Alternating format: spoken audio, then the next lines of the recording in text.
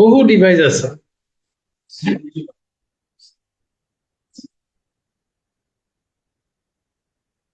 তারপরে সিআরডি না কি যেন একটা আছে, CRT advanced version,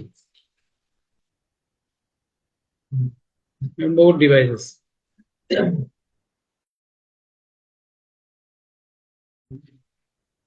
dietary habit change করব, ডায়েট মডিফিকেশন, এটা একটা ইন্টারভেনশন। হেলথ এডুকেশন ইন্টারভেনশন, কিন্তু counselling intervention, psychotherapy, speech therapy, hospital service. তুমি তোমার হসপিটাল সার্ভিসের প্যাটার্নটা চেঞ্জ করো। তুমি একটু কিছু চিন্তা করো যে কিভাবে আমার হসপিটাল আউটডোর সার্ভিস আরো ডেভেলপ করা যায়।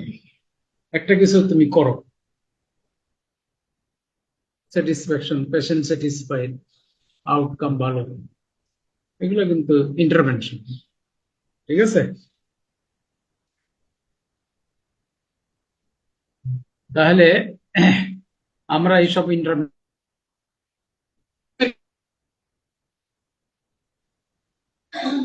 according to the control group used, তুমি কি কোনো কন্ট্রোল গ্রুপ ইউজ করছো? যদি থাকে তাহলে হবে যে clinical trial with control group.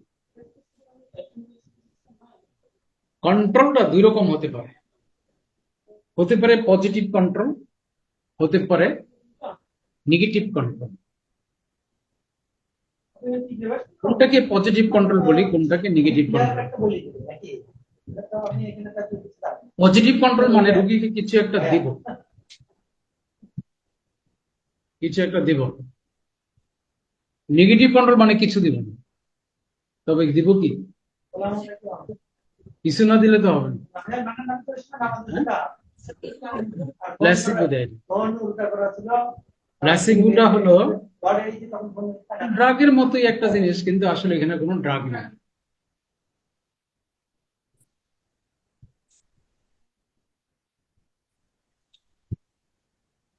যদি তুমি কন্ট্রোল নাও, হোক পজিটিভ হোক নেগেটিভ, তাহলে র্যান্ডমাইজড কন্ট্রোল ট্রায়াল আমরা করতে পারি। আরসিটি, র্যান্ডমাইজড কন্ট্রোল,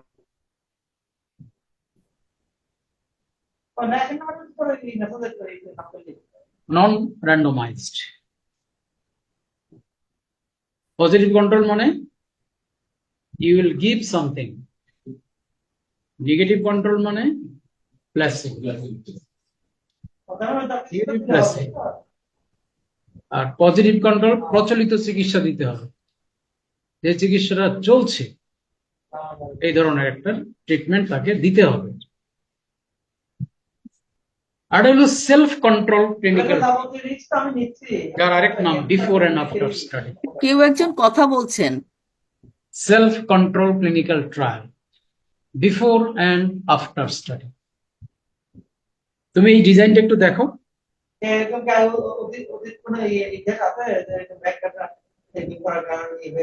ইকো হচ্ছে নাকি? ইকো হচ্ছে নাকি?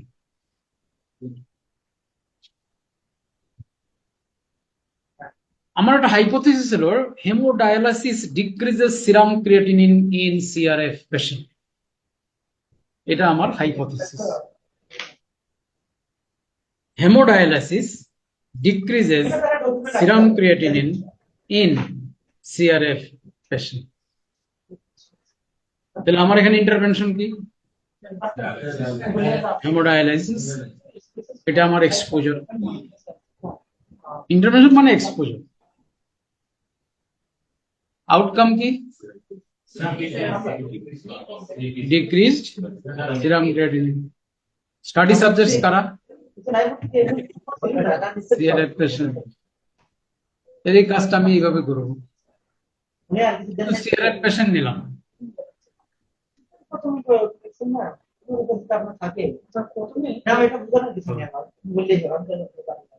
কি পাইলাম? মনে করো সেই মিনটা 12 মিলিগ্রাম পারছে। এবার এদের সবাইকে হেমোডায়ালাইসিস করার পরে আবার প্রত্যেকের সিরাম ক্রিয়েটিনিন মেজার করে আবার একটা মিন করলাম। ধরো সেই মিনটা পেলাম 4 মিলিগ্রাম পারছে।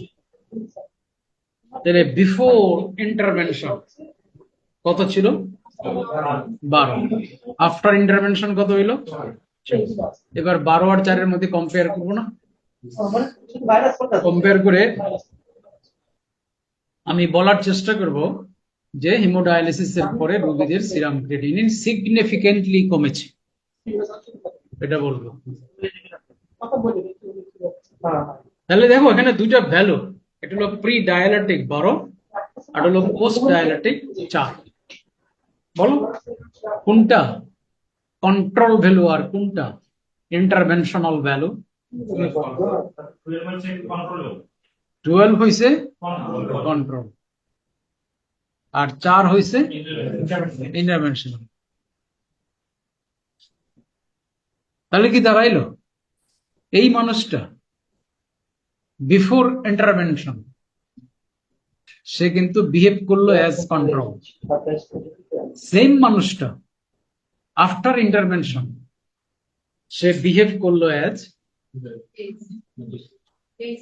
Case interventional group. Case control স্টাডিতে কয়টা গ্রুপ ছিল? কি কি নাম ছিল? এই স্যার কোহর্ট স্টাডিতে কয়টা গ্রুপ ছিল? কি কি নাম ছিল? Expose group, unexposed group. Software দিয়ে তো আমাদের কাছে আছে এটা।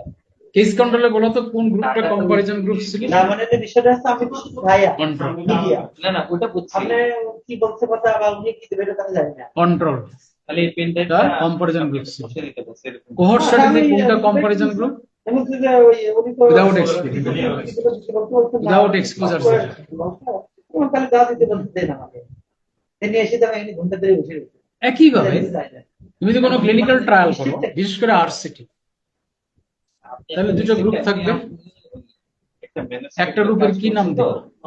যদি বললেন যে আমি ডাটা চাইছিলাম, একটা হলো ইন্টারভেনশনাল গ্রুপ, যে ডাটাটা আর এটাকে নাম দিবা নন ইন্টারভেনশনাল বা কন্ট্রোল। সেই কারণে ওনার কাছে ডাটা চাইছি। তাহলে কোনটা ইন্টারভেনশনাল গ্রুপ, কোনটা কন্ট্রোল গ্রুপ? জিনিসটা বোঝার করতে পারেন না নাকি ওয়াইদুল ভাই যাকে ইন্টারভেনশন দিচ্ছি সে হবে, আমার ধারণা তুমি আমার যাকে দিচ্ছি না সে হবে কন্ট্রোল অথবা নন ইন্টারভেনশন। না আমার অনেক কিছু রয়েছে। আচ্ছা এইখানে বিফোর ইন্টারভেনশন আমি দেখছিলাম আমি যে ক্রিয়েটিনিনটা পাইলাম 12 milligram per data sheet with me. এটা কি হেমোডায়ালিসিসের পরে? না এটা ডিসপ্লে বিষয় আছে যেটা আপনি আচ্ছা, এটাই কন্ট্রোল। ডাইরেক্ট ফোন দিবেন। আর হেমোডায়ালিসিসের পরে যেটা ইন্টারভেনশন। তাহলে প্রত্যেকটা পেশেন্ট নিজেই নিজের কন্ট্রোল। ভাই এই অবস্থা আছে করা যায়। তাহলে এখানে নন ইন্টারন্যাশনাল করতে হবে, এটা তো একই পেশেন্টের ক্ষেত্রে তো আগে আর পরে কম্পেয়ার করতে হবে। তাহলে আগের ভ্যালুটা কি?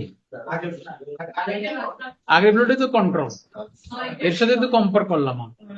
ওটি নন ইন্টারন্যাশনাল। ওরই নন ইন্টারভেনশনাল ভ্যালু। পরের ভ্যালুটা কি? ইন্টারভেনশনাল ভ্যালু, এটা হলো এক্সপেরিমেন্টাল ভ্যালু। আপনি এখন ওখানে তাহলে আমি তো আমার কন্ট্রোল, বেশ আমি আমার কন্ট্রোল না। আমি তো আপনার আমি কখন কন্ট্রোল? Before haemodialysis.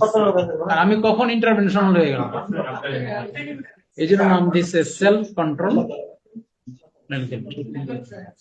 আরেক নাম দিছে before and after study. Self control clinical trial, before and after study. তাহলে কন্ট্রোল গ্রুপ আছে কি নাই তার উপর ডিপেন্ড করে আমাদের ডিপার্টমেন্ট আমার ক্লিনিক্যাল ট্রায়াল হবে দুই রকম ভাবে চিন্তা করব। আমার সাথে এক, ডাউনলোড তার ইয়ে হয়ে গেছে, মানে কন্ট্রোল গ্রুপ থাকলে বলবো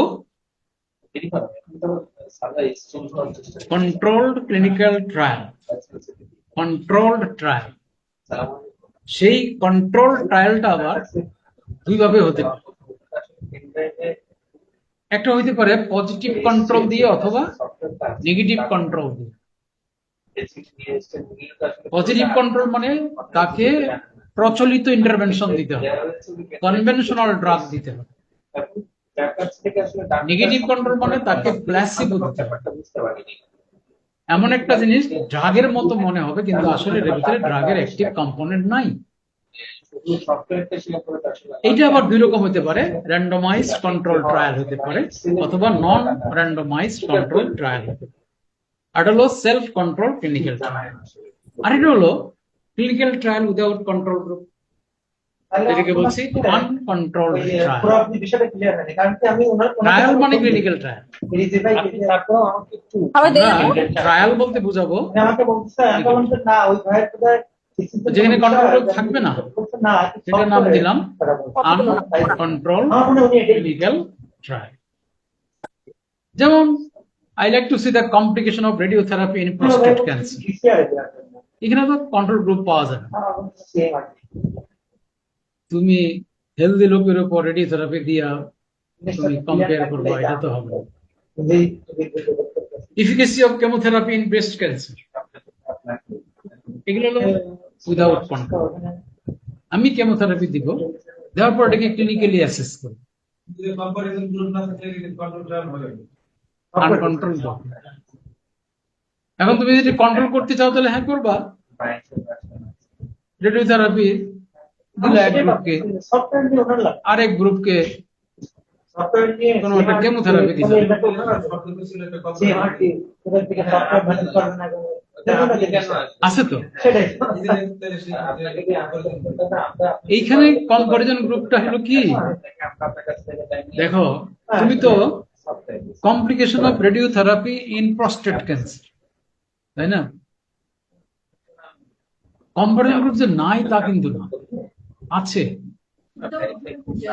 হ্যাঁ, তুমি দেখলে যে তার এই কমপ্লিকেশন হয়েছে, এইগুলো কি তার আগে ছিল? আগে তো ছিল না, আগে তো তার নিউট্রোপেনিয়া ছিল না, এখন কিছু হয়ে গেল। কাজে সেন্সটা কিন্তু আছে, কম্পারিজনের সেন্স যে নাই তা না। দেখা গেল তার মানে জন্ডিস হয়ে গেল, তার জন্ডিস আগে ছিল না, তাহলে তার যে জন্ডিস হয় এটা যে একটা কমপ্লিকেশন, এটা বুঝলা কেন? আগে ছিল না, এখন হয়েছে, এই জন্য তো বুঝতেছি যে ইট ইজ ডিউ টু আমার কি বলে রেডিওথেরাপি।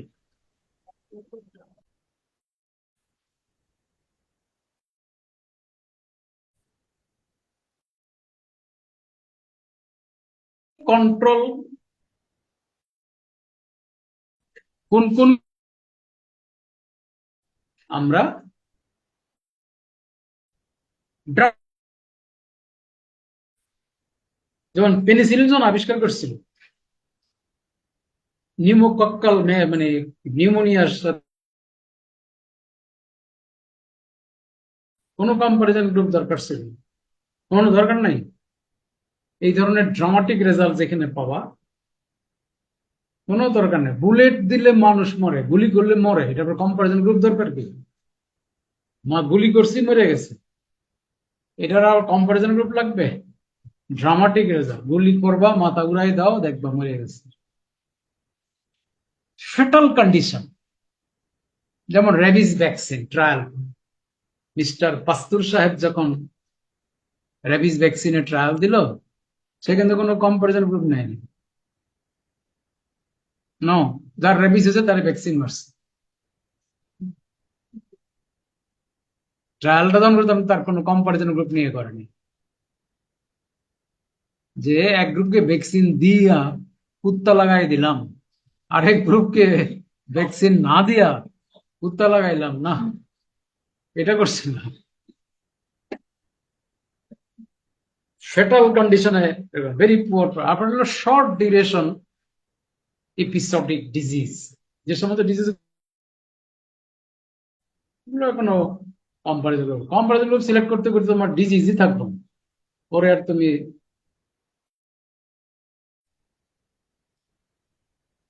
কোন কোন ক্ষেত্রে প্ল্যাসিবো ইথিক্যাল, যদিও আজকাল বলে প্ল্যাসিবো না দেওয়াই ভালো, আজকাল বলে নো স্ট্যান্ডার্ড, কোন স্ট্যান্ডার্ড, এখানে তুমি একটা প্ল্যাসিবো ডিজাইন করতে পারো। Existing treatment is very costly and very rarely available, not easily available. তুমি placebo allowed. Existing treatment has got doubtful efficacy. এটার efficacy নিয়ে কন্ট্রোভার্সি আছে, সেইখানে তুমি প্ল্যাসিবো করতে পারো। আর হলো সেই ক্ষেত্রেই প্ল্যাসিবোটা অ্যালাউড যেখানে প্ল্যাসিবো দিলে কোনো সিরিয়াস হার্ম হবে না। কিন্তু এটা ব্লাড প্রেশারের রোগীর, এটা ব্লাড প্রেশারের ঔষধ ট্রায়াল দিবা প্ল্যাসিবো দিয়ে আরেক গ্রুপকে, এটা হবে না, এটা হবে না, বেটা স্ট্রোক করে মরে যাবে। কিন্তু এটা পেপটিক আলসার ডিজিজ, এটা ড্রাগ, পিপিআই কয় না নাকি, পিপিআই কয় না নাকি, দিলা একটা ড্রাগ ট্রায়াল দিলা, এখানে প্ল্যাসিবো নিতে পারো। এখানে একটা লোকের পেপটিক আলসার ডিজিজ আছে, প্ল্যাসিবো দিলাম, মরবো না, বড় ধরনের কোনো ক্ষতি হবে না, দিতে পারো। হ্যাঁ, আইবিএস এ দিতে পারো, বড় ধরনের সমস্যা হবে না। প্ল্যাসিবো ইফেক্ট বলে একটা কথা আছে, সেটা হলো তুমি এজ এ ডক্টর যদি কোনো রোগীকে বলো এটা খান ভালো হবে না, কিছু না এটার ভিতরে, তাও দেখবো রোগীর কিছু না কিছু উপকার, এটার নাম প্ল্যাসিবো ইফেক্ট। এই জন্য বলে না যে রোগীর কাউন্সিলিংটা খুব ইম্পর্টেন্ট। ভালো করে যদি বুঝায় বলতে পারো, দেখবা কোনো ওষুধ নাই, কিচ্ছু নাই, দেখবা ভিটামিন দিছ, রোগী ভালো হয়ে গেছে। প্ল্যাসিবো ইফেক্ট, দেশের বাইরে গেলে স্যার একটা প্লাসিবো ইফেক্ট, দেশের বাইরে যাচ্ছে এটাই একটা প্লাসিবো। এটাও একটা প্ল্যাসিবো ইফেক্ট।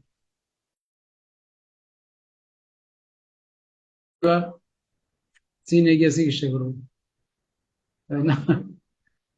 ব্যাংককে যাইবা, এটাকে বলে outcome of the power suggestion, power of suggestion. তুমি একটা সাজেস্ট করলা, তার একটা পাওয়ার আছে। আর তুমি যদি একটা সেলিব্রিটি হও তাহলে তো কোনো কথাই নেই, সেলিব্রিটি গাইনোকোলজিস্ট যদি এরকম হও, সেলিব্রিটি প্লাস্টিক সার্জন, দেখবা কসমেটিক সার্জন যারা, তারা দেখবে যে কি না কি করে, আন্দাজি ভুয়া, ভালো হয়ে যাবে, ভালো হয়ে যাবে।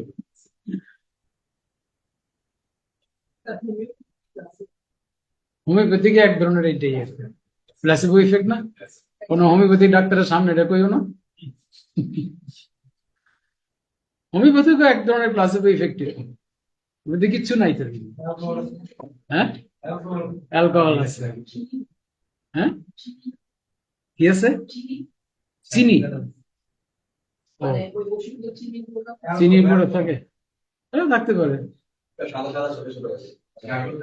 সাকুর দানার মতো দেয় না এগুলা, বলে দেয় 2 দানা খাইবা, তারপরে পুড়িয়ে দেয়। কি অবস্থা!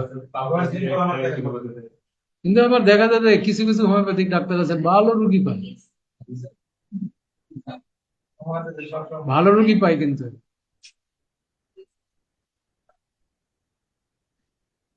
Clinical trial according to purpose, therapeutic clinical trial যেমন ড্রাগ দিয়ে করি, সার্জারি করে করি, থেরাপিউটিক।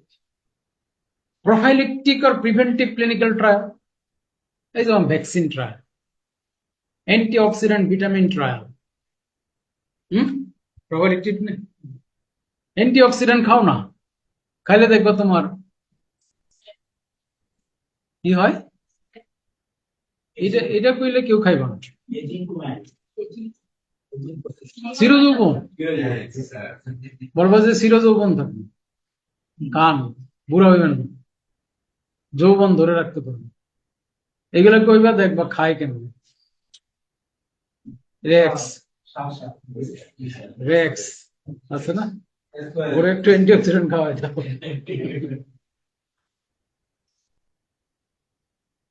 যৌবন ফিরে পাবা।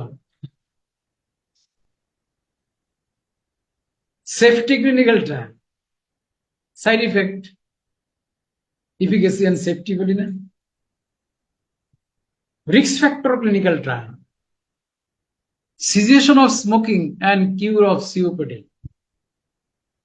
এক লোকের সিওপিডি হয়েছে, তুই স্মোকার, তুই বলো আপনি সিগারেট বন্ধ করেন, তোমার কথা মতো বন্ধ করলো, 3 মাস পরে ভালো হয়ে গেল।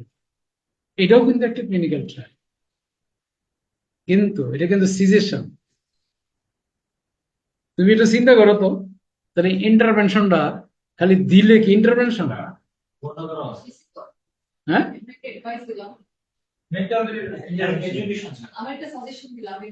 এডুকেশন, এটা হলো এডুকেশন, হেলথ এডুকেশন। চলো এবার আসো আরসিটি ডিজাইনটা দেখি। ধরো আমি একটা আরসিটি করতে চাই with new antihypertensive drug. Hypothesis কি? New drug is better than old drug, এটা আমার হাইপোথিসিস। তাহলে কি করবো? এক গ্রুপে কি দিবেন, আর গ্রুপকে ওল্ড ড্রাগ দিব। এখানে তো প্ল্যাসিবো করা যাবে না, কাজেই পজিটিভ কন্ট্রোল করবো, নেগেটিভ কন্ট্রোল এখানে করবো না। বুঝছো না? তাহলে কোনটা তোমার ইন্টারভেনশনাল গ্রুপ, কোনটা কন্ট্রোল গ্রুপ? আর ওল্ড ড্রাগটা কন্ট্রোল। তাহলে এক্সপেরিমেন্টাল গ্রুপ বা ইন্টারভেনশনাল গ্রুপ কাকে বলবা? যে যাকে তুমি তোমার প্রস্তাবিত ইন্টারভেনশনটা দিবা। এখন তোমার প্রস্তাবিত ইন্টারভেনশনটা কি? এটা নিউ ড্রাগ হতে পারে, নতুন কোনো সার্জারি হতে পারে, নতুন কোনো ডিভাইস হতে পারে, তাই না?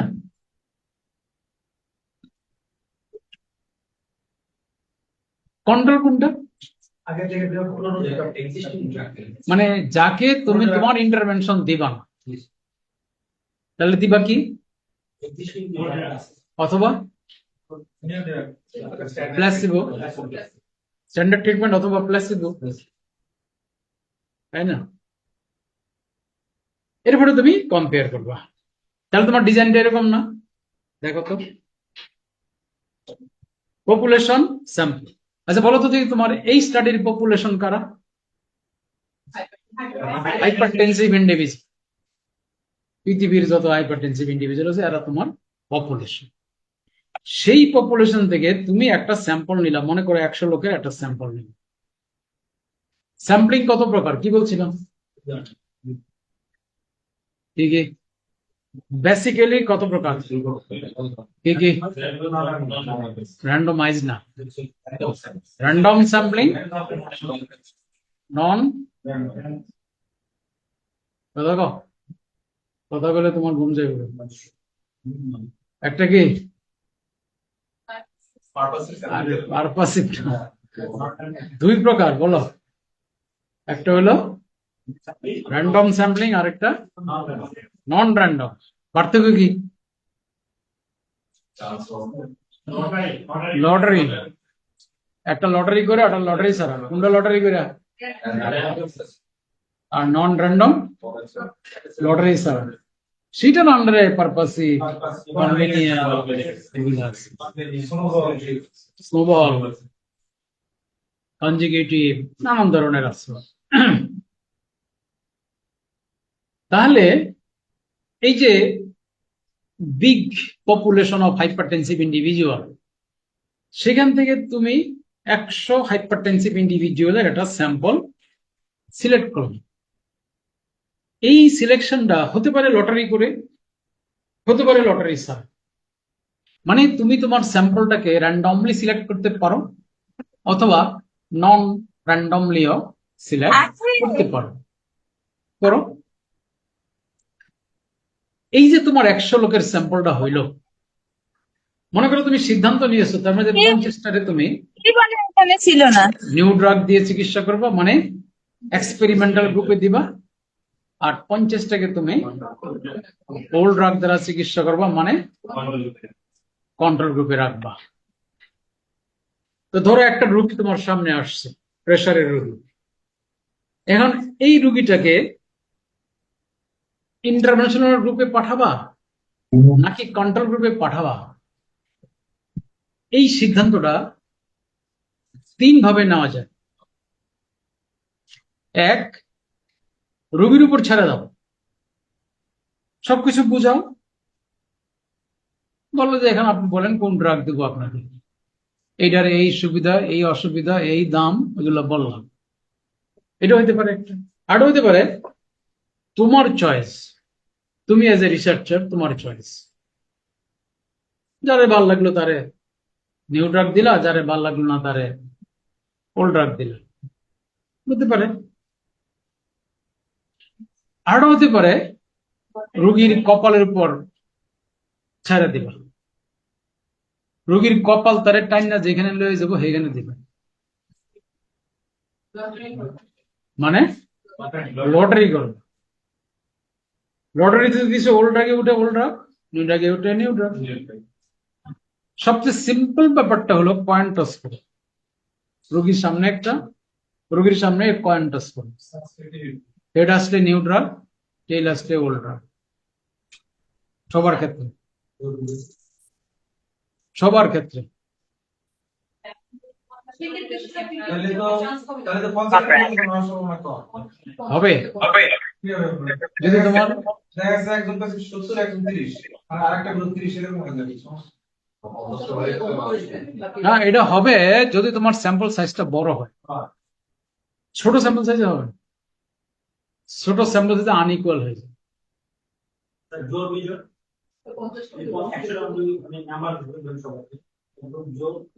না না, এটা হবে না। এটা হবে না। আচ্ছা, তুমি এটা কয়েন টস করলে হেড আসার সম্ভাবনা কত, টেল আসার সম্ভাবনা কত? সম্ভাবনা কিন্তু সমান সমান। হ্যাঁ, সম্ভাবনাটা কিন্তু সমান সমান। কিন্তু সংখ্যা তো 50 হবে এমন কথা নাই। শোনো, সম্ভাবনাটা কিন্তু সমান সমান, কিন্তু সমান হবে না। তখন হবে না যদি তোমার স্যাম্পল সাইজ ছোট হয়। তুমি যদি 10টার মধ্যে লটারি করো, কয়েন টস করো, 10টাই তো নিউ ড্রাগে চলে যেতে পারে, বা 10টাই তো ওল্ড ড্রাগে চলে যেতে। কিন্তু স্যাম্পল সাইজটা যদি বড় হয় তাহলে এটা হবে। মনে করো 200 রোগীর উপর কাজটা করো, 200 রোগীর প্রত্যেকে কয়েন টস করলাম, এটা কোনোদিনও 200টাই একদিকে যাইব, এইটা কোনোদিন হবে না। সেটাও হবে না, সেটাও হবে না তোমার যদি স্যাম্পল সাইজটা বড় হয়। 200 লোকের ক্ষেত্রে দেখবে যে একদিকে হয়তো 120টা হলো, আর দিকে 80টা হলো, কাছাকাছি। এমন হবে না 200টাই একদিকে। আনইকুয়াল হলে তো অসুবিধা নেই। হ্যাঁ, আনইকুয়াল হলে তো অসুবিধা নেই। কোনো অসুবিধা নেই। শোনো, নেচার তোমার সাথে কখনো অবিচার করবে না, এটা মনে রাখবে। এটা নেচার, যে 50% chance of head, 50% chance of tail. তুমি মানে স্যাম্পল সাইজটা বাড়াও, দেখবা অর্ধেক হেড অর্ধেক টেল কাছাকাছি। এক লোক মানে ছেলে ছেলে করতে করতে 5টা মেয়ে হয়েছে। আচ্ছা বলো তো, প্রত্যেকটা প্রেগনেন্সিতে ছেলে হওয়ার সম্ভাবনা কত, মেয়ে হওয়ার সম্ভাবনা 50% না? তো সে তার 5টা মেয়ে হয়েছে, পরে তার মন খারাপ, খুবই মন খারাপ। হ্যাঁ, তো আমি বললাম যে আপনি মন খারাপ কেন? আপনি আপনার যে আপনার এই যে মন খারাপের কন্ডিশন, এর জন্য দায়ী কি? ও যে আল্লাহ দায়ী? আপনার মোটেও আল্লাহ দায়ী না, আপনি দায়ী। কারণ আপনি স্যাম্পল সাইজ ছোট করলেন কেন? 5টা মেয়ে হওয়ার পর আপনি থেমে গেলেন কেন? আপনি চালান না।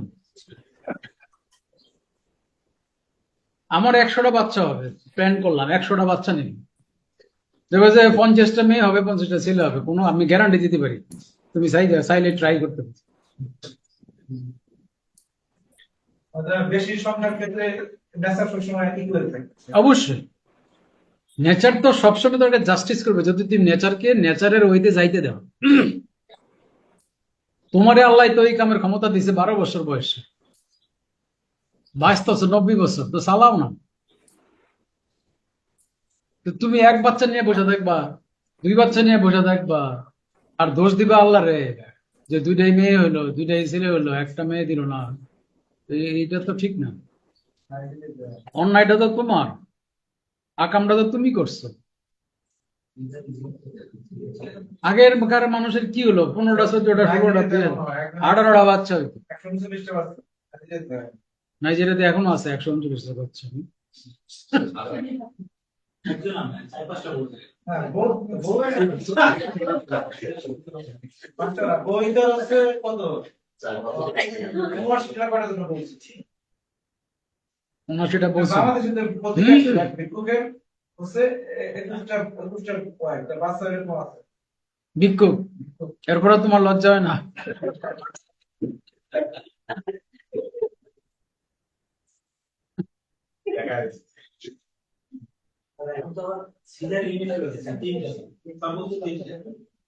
সিজার তো এটা ইচ্ছা করে, সিজার তো ইচ্ছা করে করে।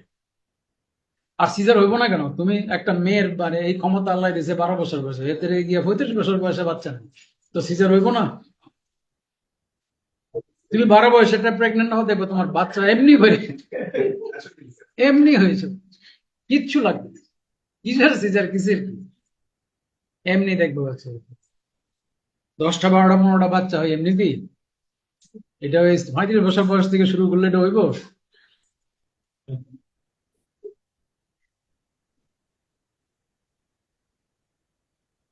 সময়ের কাজ সময় করতে করতে, আর এটা বন্ধ করে বসে থাকলে চলবে? তাহলে তো এরকম এক বাচ্চা হইব, বা হইলো আবার বিকলাঙ্গ হইব, যেমন এর সাথে বাচ্চা সবই বিকলাঙ্গ হয়েছে। কারণ হ্যাঁ, এর বয়স যখন কি বলে 60-70, তখন তার বাচ্চা হয়েছে, তাই না?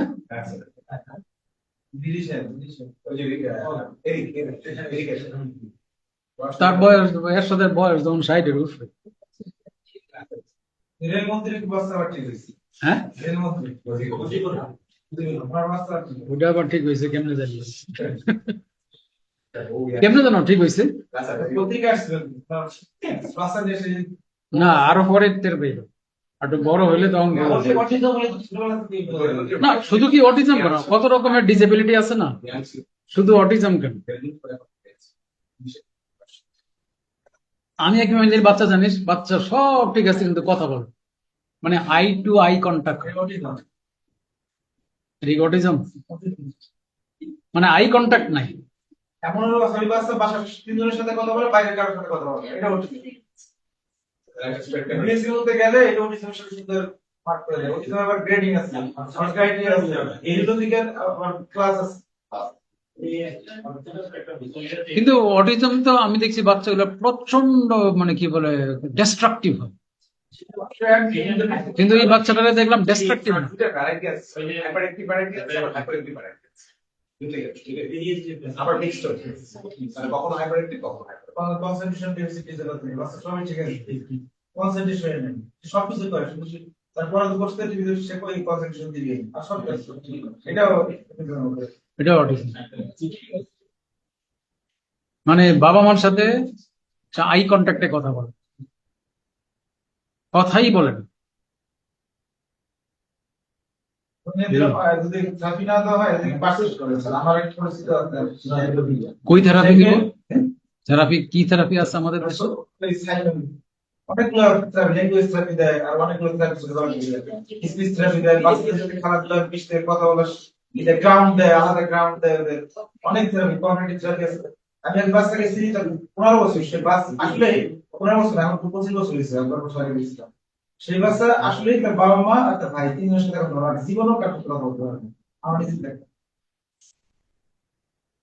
অনেক চেষ্টা করেও পারে না এই আর কি, কত রকমের ডিসেবিলিটি হতে পারে না। তাহলে এখানে কি করবা? এই যে তাহলে লটারি করে করবো না?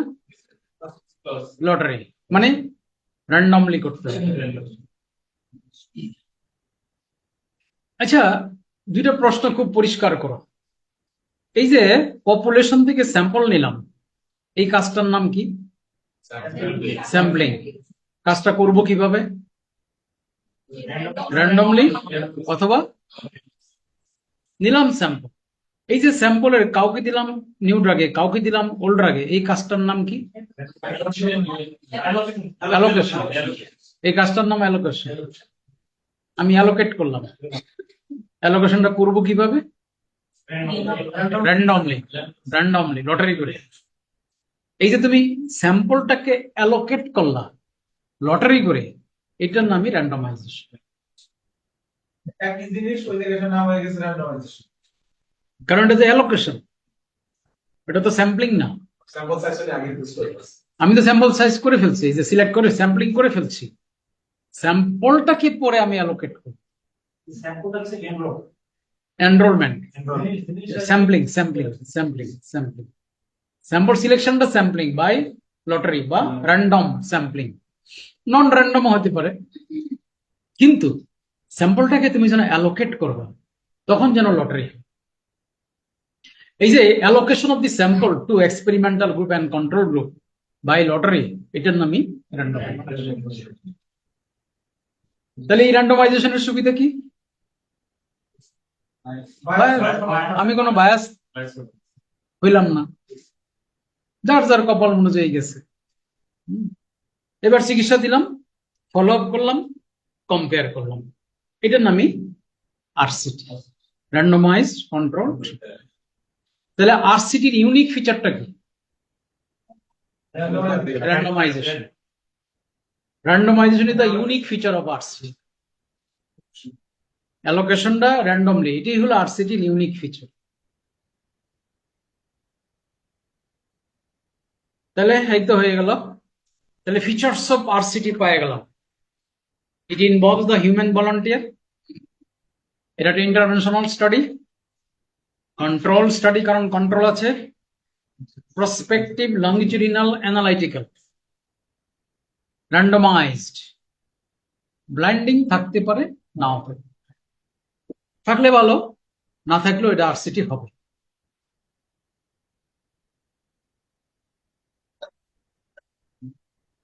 ঠিক আছে, তাহলে আরসিটি বোঝা গেল। আচ্ছা, মনে করো আমার সব ঠিক আছে, কিন্তু আমি স্যাম্পল সিলেক্ট করলাম, কিন্তু স্যাম্পলটাকে যেন অ্যালোকেট করতে গেলাম in experimental group and control group, আমি লটারি করি নেই। আমি যে রুগীটা, ধরো নিউ ড্রাগটা একটু কস্টলি, যে অ্যাফোর্ড করতে পারলো তাকে নিউ ড্রাগ দিলাম, যে অ্যাফোর্ড করতে পারলো না তাকে ওল্ড ড্রাগ দিলাম, দিয়ে এই রিসার্চটা করলাম। দিকে আরসিটি হবে না, কোয়াসি এক্সপেরিমেন্টাল স্টাডি অথবা নন র্যান্ডমাইজড ক্লিনিক্যাল ট্রায়াল, এটাও কিন্তু এক ধরনের কোয়াসি নন র্যান্ডম। তুমি যদি অ্যালোকেশনটা যদি লটারি করে না করো, অ্যালোকেশনটা রুগীর ইচ্ছা অনুযায়ী করলা বা তোমার ইচ্ছা অনুযায়ী করলা, এটি নন র্যান্ডমাইজড ক্লিনিক্যাল ট্রায়াল, আর ওইটি কোয়াসি এক্সপেরিমেন্ট।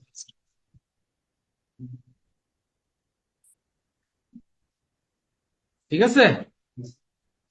বায়াস কিন্তু সম্ভাবনা না। হ্যাঁ, এই জন্য তো আরসিটি সবচেয়ে ভালো। তাহলে what is randomisation? It is concerned with the treatment allocation, not with sampling. Random allocation. Randomization এর কথাটা বলছি কি? Random মানে লটারি করে allocation of selected sample in interventional group and control group by lottery. এটি randomization. র্যান্ডম অ্যালোকেশন, সিলেকশন না। Selection হলো যেটা স্যাম্পলিং, যেটা তুমি বলবো random allocation of selected sample, selected sample, random allocation of selected sample in interventional group and control group by এটার নামই randomisation. আর এটা আমরা করি। র্যান্ডমাইজেশন নানা রকমের আছে টেকনিক। এটা হলো সিম্পল র্যান্ডমাইজেশন, ওই যে কয়েন টস করো, লটারি করো। এটা হলো block randomisation for small clinical trial. যদি স্মল ক্লিনিক্যাল ট্রায়াল হয়, স্যাম্পল সাইজ ছোট হয়, যেখানে তুমি আশঙ্কা করতেছো এখানে যদি লটারি করি তাহলে সব একদিকে যাবে, তো মনে হয় স্যাম্পল সাইজ মনে করো 60, সেইখানে তুমি ব্লক করে করবা। ব্লক করবা, ধরো 5টার একটা ব্লক বা 8টার একটা ব্লক। কি করবা? 8টা ব্লকের মধ্যে 4টা কাগজে কন্ট্রোল লিখবা, 4টা কাগজে ইন্টারভেনশন লিখবা।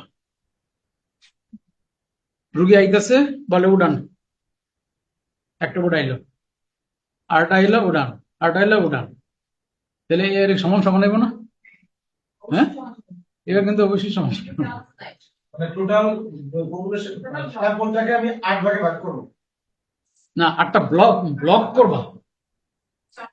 তুমি মনে করো তোমার স্যাম্পল সাইজ হয়েছে 64, তাহলে 8টা করে ব্লক করো, তাহলে কয়টা ব্লক হবে? 8টা ব্লক। এক একটা ব্লকে 8টা করে, তাহলে 4টাকে সি লেখো, 4টাকে ইন্টারভেনশন লেখো। তাহলে তো তোমার 50-50 হবে। কিন্তু এটা ডিসঅ্যাডভান্টেজ কি জানো? ডিসঅ্যাডভান্টেজ হলো লাস্টের লোকের কি খবর?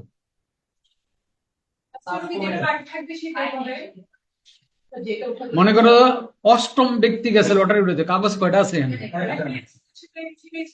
তো তার কি এটা লটারি হলো? তার কি এটা ভাগ্যের পরীক্ষা হইলো? তাহলে তো এটা ভাগ্যের পরিহাস হয়ে গেল, ভাগ্যের নির্মম পরিহাস হয়ে গেল।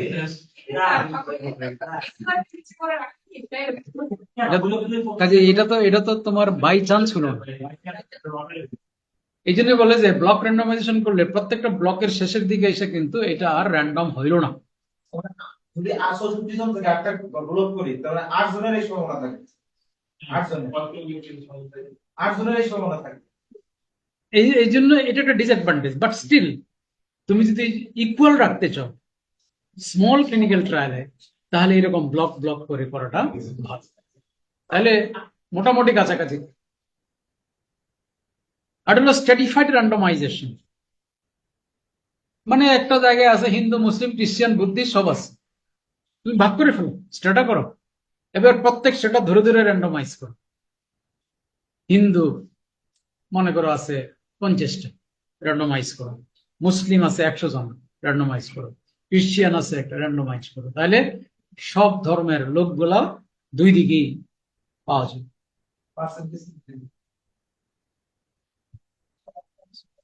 স্ট্র্যাটিফাইড র্যান্ডমাইজেশন বা ক্লাস্টার র্যান্ডমাইজেশন হতে পারে। ক্লাস্টার র্যান্ডমাইজেশন কেমন? যেমন ধরো মেডিকেল কলেজের ছাত্রদের উপর রিসার্চ করো, কাউকে কোচিং করাবো, কাউকে কোচিং করাবো না, দেখি ফলাফল কি। এখানে ক্লাস্টার র্যান্ডমাইজেশন করতে পারবো। সেই ক্লাস্টার হবে এক একটা মেডিকেল কলেজ এক একটা ক্লাস্টার। এবার মনে করো মোট 120টা মেডিকেল কলেজ আছে, লটারি করো। লটারি করে কাউকে দাও কোচিং সেন্টারে, কাউকে দাও নো কোচিং, দেখি কি হয়। এরকম ক্লাস্টার র্যান্ডমাইজেশনও করা যায়। হোমোজেনিটি বিটুইন টু গ্রুপ, দুই গ্রুপের মধ্যে হোমোজেনিটি এনশিওর করে। লটারি করে করলে কিন্তু হোমোজেনিটি হবে, হবেই হবে, বিশেষ করে যদি স্যাম্পল সাইজটা বড় হয়। and it eliminates the effects of confounders. কোন কনফাউন্ডার? কোন কনফাউন্ডার বলো? মানে এই যে হোমোজেনিটি মানে হলো তুমি যদি লটারি করে অ্যালোকেট করো, তাহলে দুই গ্রুপের যে লোকগুলো আসলো, ডেমোগ্রাফিক ক্যারেক্টার, আদার বেসলাইন ক্যারেক্টারিস্টিক্স গুলো দেখবো মোটামুটি হোমোজেনিয়াস। একদিকে শুধু মেয়ে না, ছেলে মেয়ে মিক্সড আপ হয়েছে, একদিকে শুধু বড় বড় লোক না, মোটা মোটা লোক না, দেখবো একটা মিক্সড আপ হয়েছে, হোমোজেনিটি। আর it eliminates the effect of confounding variable. কোন কনফাউন্ডিং ভেরিয়েবল? যে সমস্ত কনফাউন্ডিং ভেরিয়েবল সম্পর্কে আমি এজ এ রিসার্চার মোটেও অবগত না। তুমি যে সমস্ত কনফাউন্ডিং ভেরিয়েবল তুমি জানো, সেগুলোকে তুমি এলিমিনেট করে দিবা আগে। কেমনে? এক্সক্লুশন ক্রাইটেরিয়া দিয়ে। মনে করো ওবেসিটি একটা কনফাউন্ডিং ভেরিয়েবল, আমি জানি, তাহলে আমি তো ওবেস লোকদেরকে নিব না, বাদ হয়ে গেল। কিন্তু ডায়াবেটিস একটা কনফাউন্ডিং ভেরিয়েবল, আমি জানি না। সেই ক্ষেত্রে যে সমস্ত কনফাউন্ডিং ভেরিয়েবল সম্পর্কে আমি জানি না, তাদের ক্ষেত্রে আমার প্রত্যাশাটা কি হবে? তাদের ক্ষেত্রে আমার প্রত্যাশাটা হবে এরকম যে আমি যে সমস্ত কনফাউন্ডিং ভেরিয়েবল জানি না, আননোন কনফাউন্ডিং ভেরিয়েবল, আমি চাইবো ওরকম একটা আননোন কনফাউন্ডিং ভেরিয়েবল যেন দুই গ্রুপে সমানভাবে থাকে, তাহলে ইফেক্টটা নিউট্রালাইজ হবে। ডায়াবেটিস যেন দুই গ্রুপেই থাকে, সমানভাবে থাকে, এদিকেও 10% ডায়াবেটিস আছে, ওই পাশেও 10% ডায়াবেটিস আছে, এই জিনিসটা আমি চাইবো। আমি কিন্তু জানি না ডায়াবেটিস একটা কনফাউন্ডিং ভেরিয়েবল, কিন্তু আমি চাচ্ছি ডায়াবেটিক রোগীগুলো যেন দুই দিকেই সমভাবে ডিস্ট্রিবিউটেড হয়। সেটা তুমি কেমনে এনশিওর করবা? লটারি। লটারি করলে এটা হবে, আশা করা যায় হবে। স্যাম্পল সাইজ বড় হইতে হবে, আশা করা যায় হবে। ইট ইমপ্রুভস দ্য ইন্টারনাল ভ্যালিডিটি। মানে কি ইন্টারনাল ভ্যালিডিটি? মানে কি আগে বলো যে ভ্যালিডিটি মানে কি?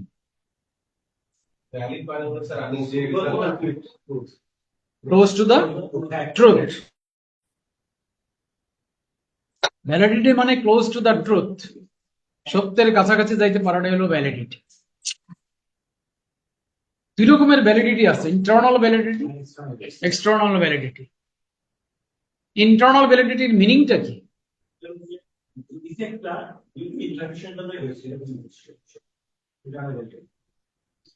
মানে আমি যে ইফেক্টটা পাইলাম,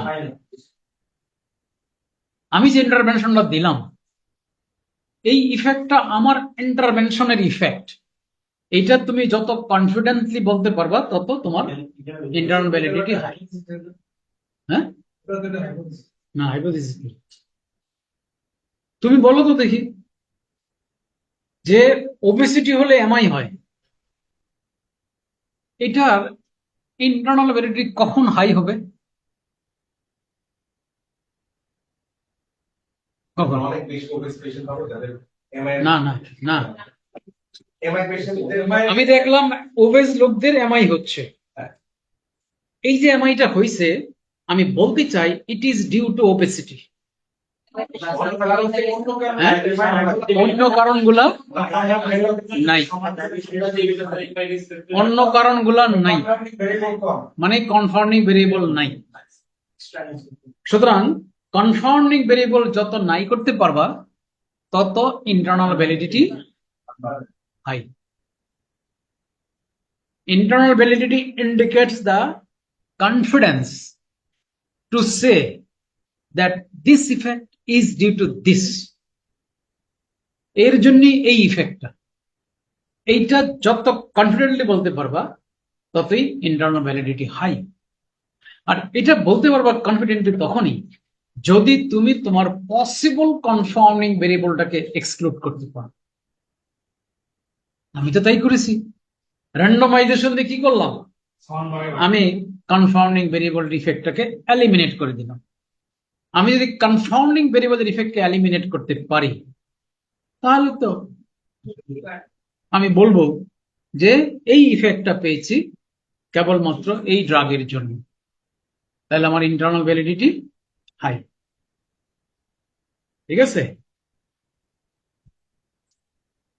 কেউ তোমাকে যদি ভালোবাসে, বলে আমি তোমাকে অনেক ভালোবাসি, এটার একটা ইন্টারনাল ভ্যালিডিটি থাকতে হবে। কি এটা কেমনে এনশিওর করবা? অন্য কাউকে পছন্দ করেন হ্যাঁ, রাইট, অন্য কোনো কিছু নাই এখানে, তাহলে ইন্টারনাল ভ্যালিডিটি হয়। এরপর আরেকটা আছে এক্সটার্নাল ভ্যালিডিটি। সেটা কোনটা? তুমি যে বলতেছো যে এই ড্রাগ দিলে ব্লাড প্রেশার কমে, এই কথাটা কি গোটা পপুলেশনের উপরে বলতে পারবা? যদি পারো তাহলে এক্সটার্নাল ভ্যালিডিটি হাই। তাহলে এটা কখন বলতে পারবা?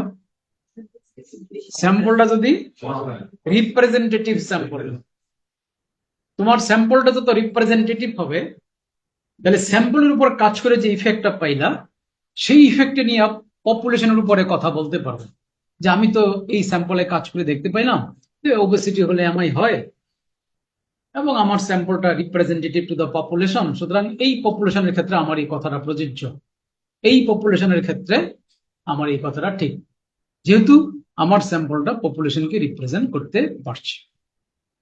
তাহলে এখন শেষ করো। Internal validity is the function of what? Confounding variable. External validity is the function of what? Representative sample. বুঝছো আইডিয়াটা? Representative sample.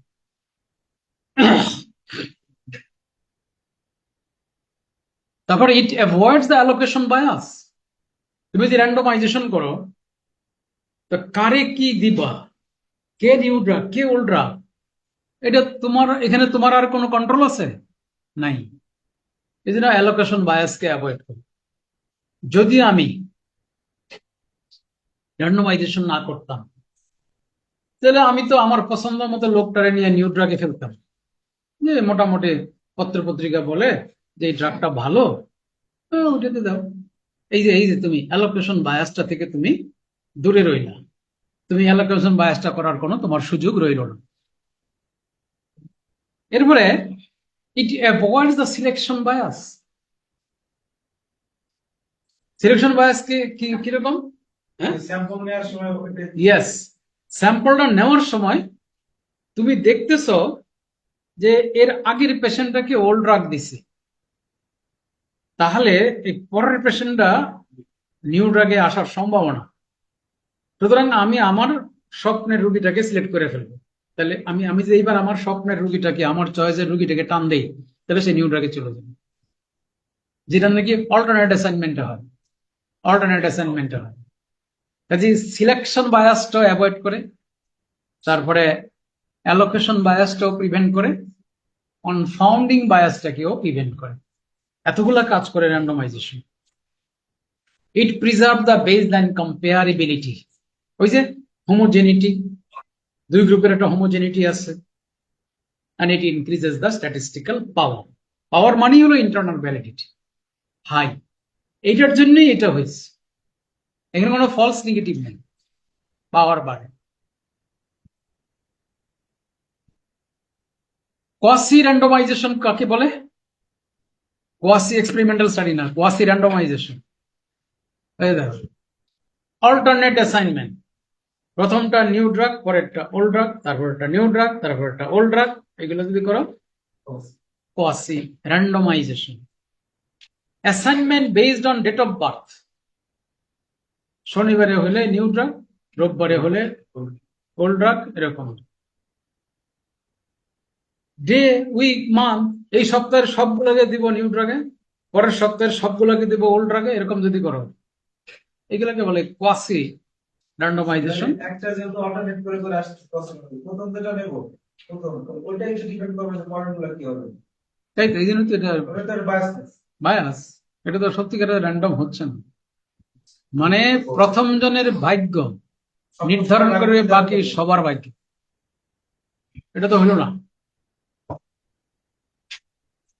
ব্লাইন্ডিং তো বুঝোই, single blind, double blind, triple blind. তবে একটা কথা মনে রাখবা, blinding is not the essential feature of RCT.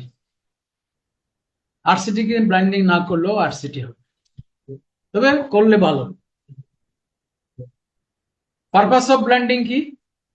Two avoid the assessment bias, to avoid the bias due to behavioral change of the assessor, to avoid the bias due to behavioral change of the participant. রোগী যদি জেনে যায় যে রোগীটাকে তুমি new drug দিয়েছো, তারপর যদি তাকে জিজ্ঞেস করো যে কি খবর, ব্যথা কেমন, বলবে যে নাই, আসলে তার ব্যথা আছে। এটা কিন্তু বিহেভিয়ারাল চেঞ্জ রোগীর। আবার কি বলে, অ্যাসেসমেন্ট বায়াস করে ফেলতে পারে যে অ্যাসেস করতে যাবে। আমি জানি ওই ট্র্যাক দিছি তারপর বলবো যে না রেসপন্ড না, কোন একটা মেজারমেন্ট করতে গেলে তুমি বায়াসড হয়ে যাবে। মনে করো তার পেইন স্কেলের মেজারমেন্ট করো, দেখবে তোমার স্কেল উল্টা পাল্টা হয়েছে। ব্লাড প্রেশার মেজার করতে গেলে তুমি প্রেশার উল্টা পাল্টা করে দেবে, কারণ তোমার মাইন্ডে তো একটা জিনিস আছে, ট্র্যাক এই যে 12 ড্রাগ পাচ্ছে, তখন দেখবে যে তার হাতের মধ্যে হয়তো ব্লাড প্রেশার আছে 90, তুমি বলবো যে 80, এরকম বলবো। এটা হয়, এটা হয়, গ্রে জোনটা আমি আমার দিকে নিয়ে আসবো। এটা হয়। তারপরে অ্যাসেসরের বিহেভিয়ারাল চেঞ্জ হয়ে যায়। অ্যাসেসর অনেক সময় যায় যে রোগীর জন্য নিউ ড্রাগ পাচ্ছে, তার কাছে গিয়ে সে খুব মানে ইউফোরিক ডায়লগ দিবে, মানে তার বডি ল্যাঙ্গুয়েজ অন্যরকম হয়েছে। আর এই অন্যরকম বডি ল্যাঙ্গুয়েজে রুগী তখন রেসপন্ড করে তার মতোই, যে ভালো, সব ভালো, এরকম। তো এগুলা প্রটেক্ট করা যায় ব্লাইন্ডিং বলে। ওপেন লেভেল ক্লিনিক্যাল ট্রায়াল কথার অর্থ কি? যেখানে কোনো ব্লাইন্ডিং নাই। ব্লাইন্ডিং ছাড়া ক্লিনিক্যাল ট্রায়াল করা মানে হলো ওপেন লেভেল ক্লিনিক্যাল ট্রায়াল। যেমন comparison of between radical mastectomy and simple mastectomy, এখানে ব্লাইন্ডিং করতে পারবে না। আরে ম্যাস্টেকটমি করে হচ্ছে, এবার ব্লাইন্ডিং নেই, এখানে কোনো ব্লাইন্ডিং চলবে? End point of clinical trial মানে outcome, death, cure, morbidity, complication, recurrence, এগুলো হতে পারে। তুমি কি দেখবা আউটকাম হিসেবে? এগুলো হলো তো and point of clinical trial. তাহলে ক্লিনিক্যাল ট্রায়ালের স্টেজ গুলো কি কি দেখো? প্রথমে এনরোলমেন্ট, মানে sampling, randomization, allocation, enrollment, allocation, follow-up, analysis. Enrollment, allocation, follow-up, analysis. এইগুলো হলো তার স্টেজ।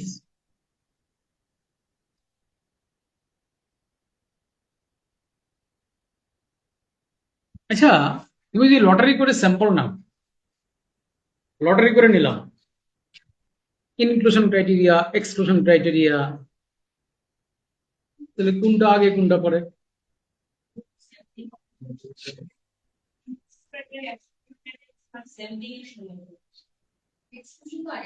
আমি চিন্তা করতেছি যে আমি লটারি করে স্যাম্পল নেব,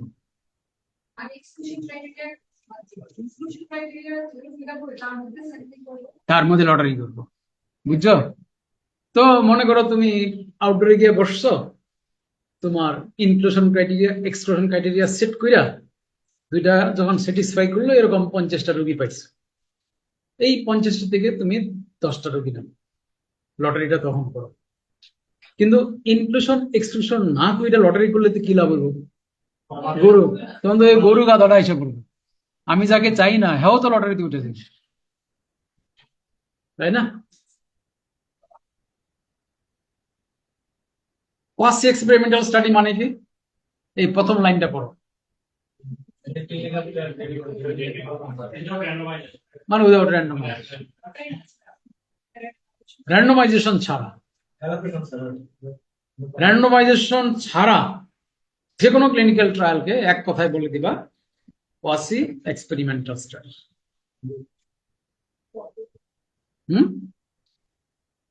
আবার স্মল নাম্বার অফ পার্টিসিপেন্ট যদি দিতে হবে, এখানে আরসিডি করার কোনো জাস্টিফিকেশন নেই। অল্প কয়েকটা রোগীর উপর একটা ক্লিনিক্যাল ট্রায়াল হলো, এই জন্য আরসিডি করে কেন? র্যান্ডমাইজেশন করতে গেলে তোমার আনইকুয়াল হয়ে যায়। আমি থিসিস করছি স্যার হার্টের ফোটা ভার্সাস সার্টিফিকেট, মানে এটা স্যার আমি নন র্যান্ডম, মানে আমি কোনো কোশ্চেন অবজারভেশন করছি।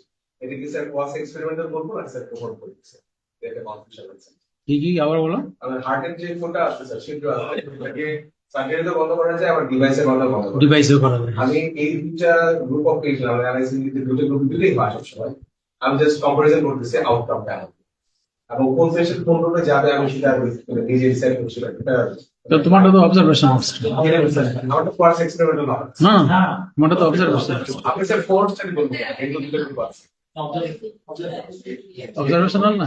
হ্যাঁ, মানে স্যার ফোর্থ স্টাডি বলবো কেন? যেহেতু স্যার তুমি ইফেক্ট দেখবে না? হ্যাঁ স্যার, আউটকাম রেট। কতদিনের ইফেক্ট? আমি স্যার ইন হসপিটাল দেখবো 1 মান্থ ছিল। 1 month, 3 month, in hospital 1 month, 3 month. পর তুমি ইন্টারেস্টেড কোন গ্রুপে? তোমার এক্সপোজ গ্রুপ কোন? স্যার আমি দুটো গ্রুপে কম্পারিজন। না হোক না, কম্পারিজন দুই গ্রুপেই করো। আমার ইন্টারেস্ট আছে স্যার ডিভাইস হাইপোথিসিসটা কি? আমি device better then device is better than surgery. তাহলে ডিভাইসটা তোমার ইন্টারভেনশন, সরি এক্সপোজ গ্রুপ, আর যেটা সার্জারি এটা হলো তোমার আনএক্সপোজ। এখন তুমি ফলো আপ করলা, হয়ে যাবে, কোহর্ট হবে। Sir fourth study. তোমারটা কোহর্ট স্টাডি। আর যদি তুমি তোমার সুপারভাইজার মিলে সেইভাবে ডিজাইন করো যে রুগী একটা আইলো ফুটার রুগী, ইনক্লুশন এক্সক্লুশন গাইরা, হ্যাঁ লটারি করলা, লটারি করে দেখলা সাথে কি, তখন সেটা হবে আরসিটি, ক্লিনিক্যাল ট্রায়াল। আর তুমি সে তো ওইভাবে যায়নি, সে দেখছে আজকে ওই ওয়ার্ডে একটা ডিভাইস হয়েছে, কালকে ওই ওয়ার্ডে একটা সার্জারি হয়েছে, এইগুলাকে সে শুধু পিক আপ করলো আর দেখলো। এটা হলো পিপিআই।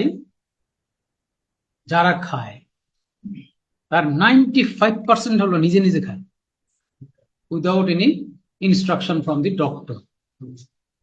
এরকম রুগী নাও 1000টা, খাইতেছি পিপিআই, দেখি কি হয়।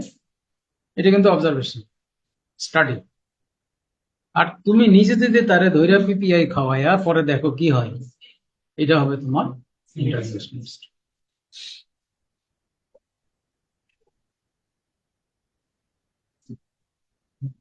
ডিজাইন করো কম আছে ক্লিনিক্যাল ট্রায়ালের, জাস্ট দেখো প্যারালাল ডিজাইন। আমরা যেটা করি এটা হলো এই যে প্যারালাল ডিজাইন। এই যে experimental group A, control group B, দিলাম ড্রাগ বা ইন্টারভেনশন, ইফেক্ট, এই দুটো ইফেক্টকে কম্পেয়ার করলাম, এটাকে বলে প্যারালাল ডিজাইন। এই প্যারালাল এটাকে বলে বিটুইন পেশেন্ট কম্পারিজন, দুই গ্রুপের পেশেন্ট গুলোর মধ্যে comparison, between patient comparison, parallel design. এটার সমস্যা একটা, সেটা হলো patient to patient variability is not resolved. আচ্ছা, ঘটনাটা কি? আচ্ছা, মনে করো ড্রাগ দিলাম, এক্সপেরিমেন্টাল গ্রুপে একটা নিউ ড্রাগ, কন্ট্রোল গ্রুপে একটা ওল্ড ড্রাগ। দেখলা এক্সপেরিমেন্টাল গ্রুপের রেসপন্সটা ভালো, তুমি বলবা new drug is better than old drug. কিন্তু আমি তোমাকে কিন্তু এরকম একটা প্রশ্ন ছুটতে পারি তোমার সামনে, আচ্ছা এই যে এই গ্রুপে, মানে গ্রুপ এ তে বেটার রেসপন্স পাইলেন, আর আপনি যে ক্রেডিটটা দিতেছেন নিউ ড্রাগের উপরে, এমনও তো হতে পারে যে ওই গ্রুপের মানুষগুলার বডির মেকআপটাই আলাদা। বডি মেকআপের কারণে ইফেক্টটা পাইছি, নট ডিউ টু ড্রাগ। এরকম তো কেউ আর্গুমেন্ট করতে পারে না যে ওই লোকের হার্টটা ভালো ছিল, লিভারটা বেশি ভালো ছিল, কিডনিটা বেশি ভালো ছিল, এই জন্য ইফেক্টটা এরকম আসছে ওই গ্রুপের লোক। হ্যাঁ, না করছো না র্যান্ডমাইজেশনতে তো আমি বাইর করছি কি, মানে কনফাউন্ডিং ভেরিয়েবলটাকে অ্যাভয়েড করার চেষ্টা করলাম, অ্যালোকেশনকে অ্যাভয়েড করার চেষ্টা করলাম। ভালো হাট, দুর্বল হাট, সব হাটে হইতে পারে তো। হ্যাঁ, এরপরেও আমি এই দাবিটা করতে পারি যে সামহাও হয়তো তোমার ওই গ্রুপের মধ্যে ভালো হাটের লোকগুলা বেশি করে গেছে। সম্ভব? সম্ভব না, সম্ভব না তো। এই জন্য বলতেছে যে এখানে তো বিটুইন পেশেন্ট কম্পারিজনটা হচ্ছে, কিন্তু উইদিন পেশেন্ট কম্পারিজনটা তো হইলো না। এটাকে স্যার টুইন স্টাডি করতে হবে। হ্যাঁ, শুধুমাত্র টুইন স্টাডি করা যাবে। টুইন স্টাডি এটাকে একদম সেম জেনেটিক মেকআপ। তো ওটা তো পাইবা না, ওটা কই থেকে পাইবে? একদম আইডেন্টিক্যাল টুইন নিয়ে করতে পারলে তাহলে ঠিক আছে, আদারওয়াইজ তো সম্ভব না এটা। বুঝছো? এমন হইতে পারে না যে ওই গ্রুপের মধ্যে বেশি বডি বিল্ডার করে গেছে, তাদের শরীরটাই এরকম যে এখানে এমনি প্রেশার কমে আছে, যতটা নয় ওষুধের ইফেক্ট, তার চেয়ে বেশি তার নিজের বডির অন ক্যারিগেচার বা মেকানিজম। এই যে পেশেন্ট টু পেশেন্ট ভেরিয়েবিলিটি, এইটা কিন্তু এখানে রিজলভ করা হইল না, এটা ডিসঅ্যাডভান্টেজ। এই জন্য এই প্যারালাল ডিজাইন থেকে শিফট করে এই ক্রসওভার ডিজাইনে চলে যায়।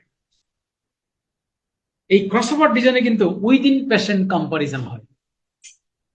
ডিটেলস আমি বললাম না, জাস্ট তোমাকে স্ট্রাকচারটা দেখালাম। প্রথমে এক্সপেরিমেন্টাল গ্রুপ নিউ ড্রাগ দিলাম, কন্ট্রোল গ্রুপে ওল্ড ড্রাগ দিলাম। 3 মাস পরে তার রেসপন্স দেখলাম, 3 মাস পরে ওদের ড্রাগ অফ করলাম, একটা ওয়াশ আউট পিরিয়ড দিলাম, যে পিরিয়ডে তার বডি থেকে ড্রাগ চলে গেল। এইবার ড্রাগটাকে রিভার্স করলাম, আগে যেটা নিউ ড্রাগ পাইতো তারে ওল্ড ড্রাগ দিলাম, আগে যেটা ওল্ড ড্রাগ পাইতো তারে নিউ ড্রাগ দিলাম, দিয়ে আবার ইফেক্ট দেখলাম। এইবার কম্পারিজন। এই কম্পারিজনটা কিন্তু এরকম সিম্পল কম্পারিজন না, একদম শেষ মুহূর্তে শেষ মাথায় এসে কম্পেয়ার করবো তা কিন্তু না। দেখো এখানে অনেকগুলা ভ্যালু আছে, মেজারমেন্ট আছে। কি কি মেজারমেন্ট দেখো? এই নিউ ড্রাগ দেওয়ার আগে একটা মেজারমেন্ট, ওল্ড ড্রাগ দেওয়ার আগে একটা মেজারমেন্ট, নিউ ড্রাগের ওকে। এবার ওয়াশ আউটের পরে এইখানে এসে আবার একটা মেজারমেন্ট, আর একটা মেজারমেন্ট। এবার ড্রাগটা রিভার্স করে এইখানে এসে আরেকটা মেজারমেন্ট, এখানে আরেকটা মেজারমেন্ট, মোট 8টা মেজারমেন্ট। এই 8টা মেজারমেন্টের মধ্যে এক ধরনের স্ট্যাটিস্টিক্যাল অ্যানালাইসিস আছে, আমার বইটার মধ্যে আছে, এটা দেখবা। তো এটা হয় কি, বিটুইন পেশেন্ট কম্পারিজন হয়। এইবার আর কেউ বলতে পারবে না যে এই গ্রুপে বেশি ইফেক্ট পাইছি তার শরীরের ক্যারিকেচারে, এটা বলা যাবে কিছুই নিবে না। এটা ব্লাড প্রেশারের ক্ষেত্রে এটা করতে পারবে না, ব্লাড প্রেশারের ক্ষেত্রে এটা করা difficult.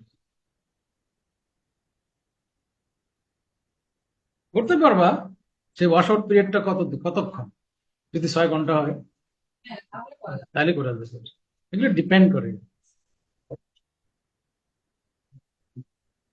Simple design, factorial design. Simple design মানে একটা ড্রাগ পাবে, একটা ট্রিটমেন্ট পাবে। ফ্যাক্টোরিয়াল ডিজাইন মানে একাধিক ট্রিটমেন্ট পাবে। তারপরে 2 রকমের অ্যানালাইসিস আছে। ক্লিনিক্যাল ট্রায়াল অ্যানালাইসিস 2 রকম, একটা হলো intention to treat analysis, ITT বলে এটাকে।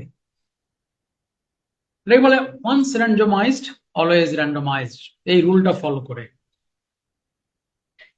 মানেটা কি তোমাকে বলি, মনে করো র্যান্ডমাইজ করার পরে মিস্টার এক্স এক্সপেরিমেন্টাল গ্রুপে পড়ছে, তাকে নতুন ড্রাগ দেওয়া হইলো, কিছুদিন খাইলো, খাওয়ার পর তার আর ভাল লাগতেছে না, বড় কোনো সাইড ইফেক্ট হচ্ছে, আবার সে ওল্ড ড্রাগ খাওয়া শুরু করলো, খাওয়ালেও।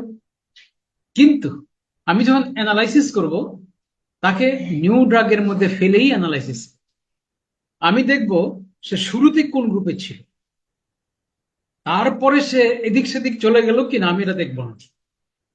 এদিক সেদিক গিয়া সে হোমিওপ্যাথিক খাইলো, কবিরাজি খাইলো, না কি করলো, 3 মাস পরে আমার কাছে আইলো, আমি প্রেশারটা চেক করলাম, এই ভ্যালুটা আমি অ্যানালাইসিসে নিব, তাকে ট্রিট করব অ্যাজ ইন্টারভেনশনাল গ্রুপ, যদিও মাঝখানে সেদিক সেদিক চলে গেছে। এটাকে বলা হয় intention to treat analysis. Lost follow up বেশি হলে এটা পারবে না, লস্ট ফলো আপ বেশি হয়ে গেলে এটা করতে পারবে।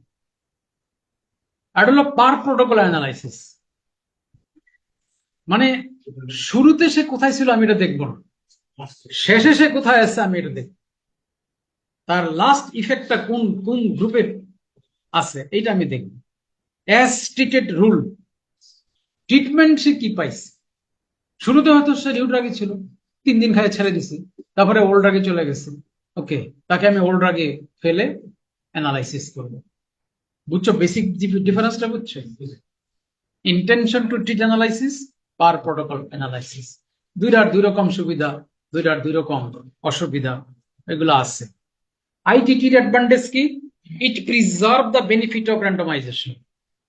র্যান্ডমাইজেশনের যে বেনিফিট এটা সে অক্ষুণ্ণ রাখে। It avoid the bias due to attrition. Attrition বেশি হয়ে গেলে আমার যে সমস্যা হইতো, লস্ট ফলো আপ বেশি হইলে, এটা আমার এখানে কম। নন কমপ্লায়েন্স, ক্রসওভার, এতে যে মানে তোমার বায়াসটা হইতো সেটা হবে না, কারণ আমি তো তাকে আগের গ্রুপে রেখে তো অ্যানালাইসিস করব। ডিসঅ্যাডভান্টেজ কি?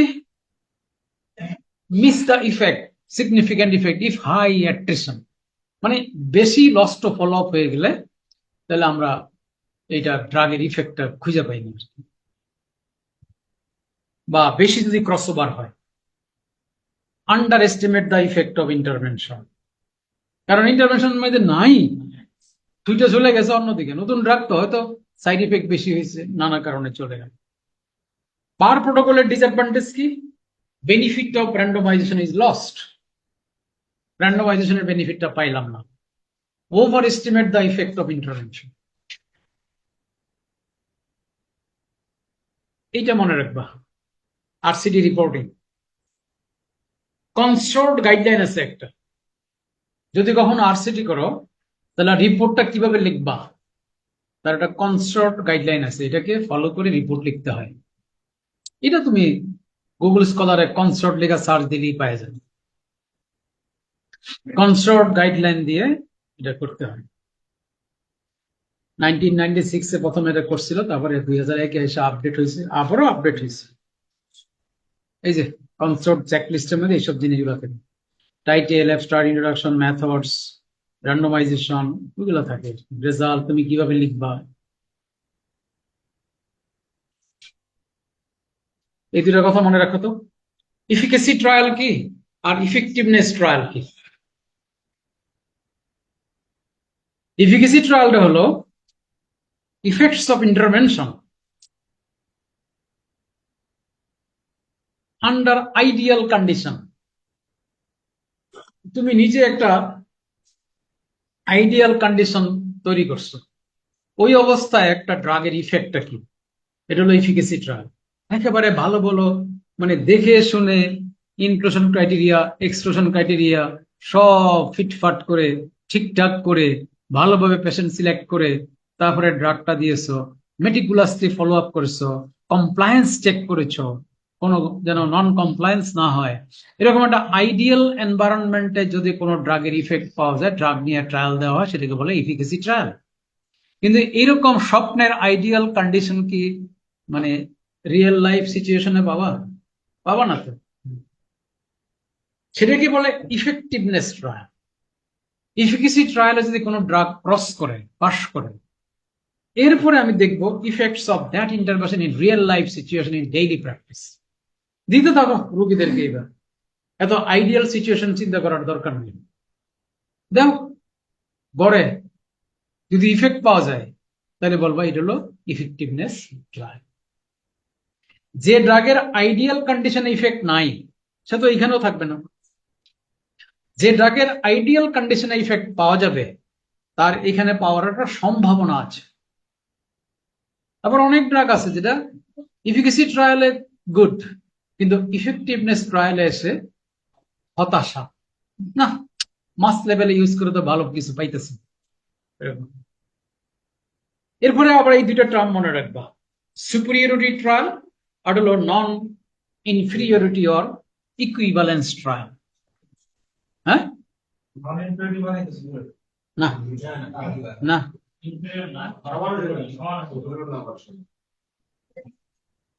সুপিরিয়রিটি ট্রায়াল মানে হলো আমি যদি এভাবে চিন্তা করি new drug is better than old drug, তাহলে এটা সুপিরিয়রিটি ট্রায়াল। আমি আমার নিউ ড্রাগটাকে এইভাবে দেখতে চাই, বেটার দেন ওল্ড ড্রাগ। থটটা যদি এরকম হয় তাহলে তোমার ট্রায়াল হবে সুপিরিয়রিটি ট্রায়াল। আর যদি এরকম হয় নন ইনফিরিয়রিটি ট্রায়াল বা ইকুইভ্যালেন্স ট্রায়াল, তখন কি বলবা new drug is as good as old drug, inferior না, নন ইনফিরিয়রিটি ট্রায়াল। আচ্ছা বলো তো, নন ইনফিরিয়রিটি ট্রায়ালে তুমি কখন যাবা? এই চিন্তাটা কখন করবা? অলরেডি একটু ভালো পিকচার দেওয়া হয় available ইনিশিয়াল স্টেজে নন ইনক্লুড করা উচিত আর লেটার স্টেজ আছে না, সোজা কথা বল, এত কঠিন কথা দরকার নেই। আমি নন ইনফিরিয়রিটি ট্রায়াল তখনই করব যদি দেখি যে বর্তমানে যে ড্রাগটা বাজারে প্রচলিত আছে তার দামটা বেশি, অথবা তার একটু সাইড ইফেক্ট বেশি, অতটা অ্যাভেলেবল না। এবার আমি যদি একটা ড্রাগ বাড়ি করতে পারি যার দামটা কম, সাইড ইফেক্টটা কম, তাহলে আমি চিন্তা করবো আচ্ছা এই ড্রাগটা যদি ইফিকেসি অ্যাটলিস্ট আগেরটার সমান হয়, তারপরেও আমি এটা নিয়ে সামনে যাব। আমি বলবো যে এটা খাওয়া উচিত, বিকজ তার দামটা কম, অ্যাভেলেবল বেশি, সাইড ইফেক্ট কম। এই তখন তুমি নন ইনফিরিয়রিটি ট্রায়ালের দিকে যাবা। আর একটা হলো যদি কখনো কোনো ক্লিনিক্যাল ট্রায়াল করো, বিশেষ করে আরসিটি করো, সবসময় রেজিস্ট্রেশন করে কাজ করো। Clinical trial register, clinical trial .gov নামে একটা, তুমি গুগল স্কলারে গিয়ে খালি এইটা টাইপ করবা, ক্লিনিক্যাল ট্রায়াল ডট, দেখবা একটা রেজিস্ট্রেশন ফর্ম তোমার সামনে চলে আসবে, ওইখানে রেজিস্ট্রেশন।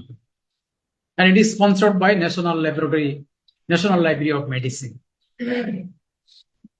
এটা সুবিধাটা কি দেখো, সবসময় ইভেন কোন কোন জার্নাল আছে যে জার্নালে তোমার কোন একটা আরসিটির যদি পেপার পাঠাও,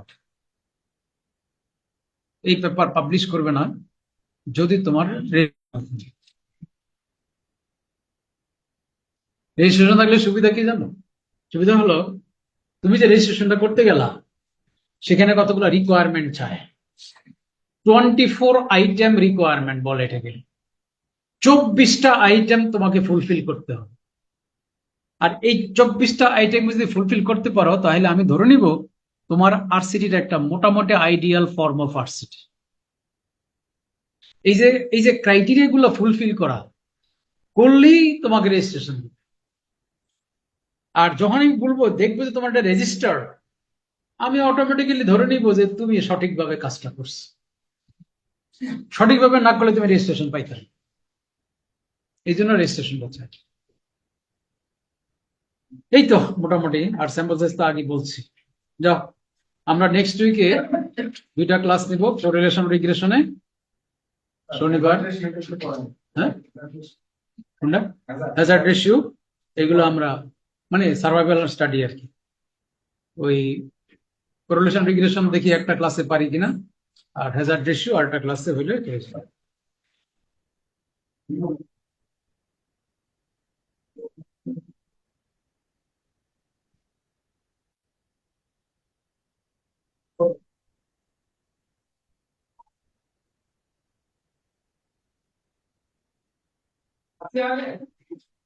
একটা